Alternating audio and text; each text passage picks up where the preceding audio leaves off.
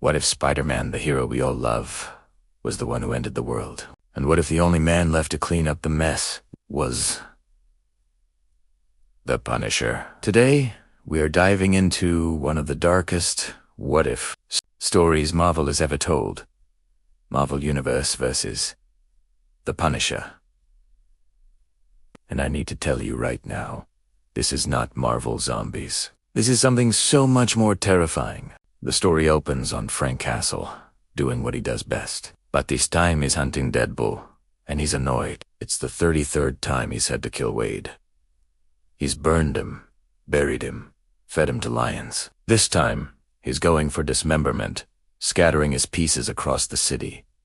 This is Frank's new normal. He's our guide to the apocalypse, and he tells us exactly how it all went down. It started with an Ultimate Avengers death brawl, then Spider-Man versus the Rhino. But when Spidey won, he didn't quip. He didn't web him up.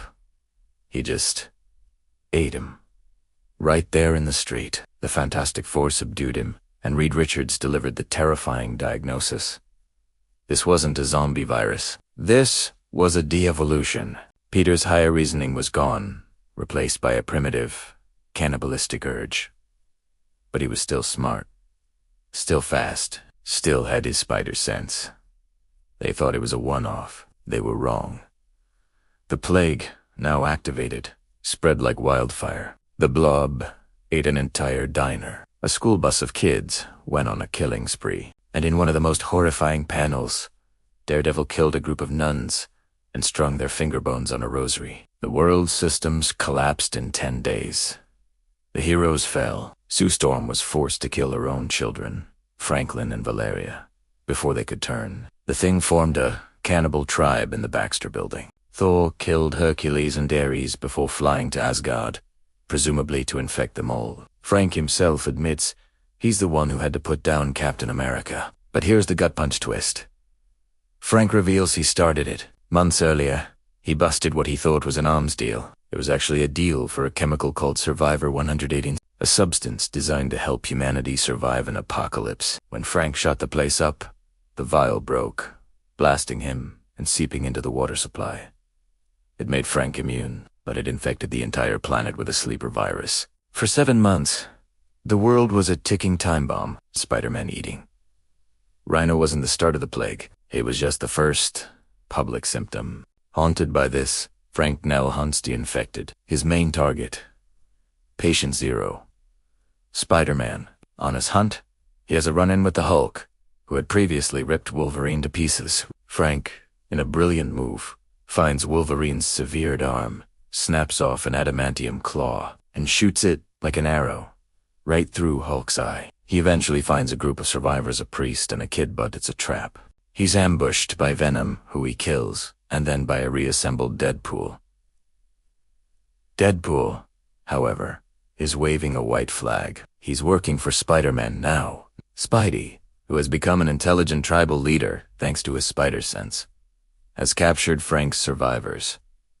He wants to make a deal. It turns out there's a rival warlord, the King of Death, who's even more ruthless. This king has captured Spidey's mate, Mary Jane. The deal is simple. Frank rescues MJ and Spidey will free the survivors. Frank agrees and storms the fortress of the King of Death, who is revealed to be the Kingpin. Of course, Kingpin hates Spider-Man and is a high-functioning evil leader. The Punisher is captured and brutally tortured at the Kingpin's location. But they forgot about Deadpool. Wade breaks Frank out, and Frank just unleashes everything. He goes on a one-man army rampage, slaughtering every infected person in the fortress. He finds the wounded Kingpin, who tries to beg. Frank doesn't even let him finish. He just executes him on the spot. This brings us to the final, chilling scene. Frank returns to Spider-Man's camp with Mary Jane. It's a happy reunion. Spidey, in his broken, primitive English, says, "You keep bargain. Bring back my mate." Mary Jane, grateful, looks at Frank and says, "I was wrong about you. You are a good man. You saved us all." Frank Castle looks at her, grabs his pistol, then puts it to Spider-Man's head, and pulls the trigger, blowing the evil Spider-Man head off. The priest screams, "For the love of God, Why? Frank turns, his face like stone, and delivers the most cold-blooded line of the entire series. I don't make deals with monsters. He puts the last human survivors on a boat and sends them to safety. But Frank stays behind in Manhattan. He's the last monster hunter in a land of wolves. He's finally home.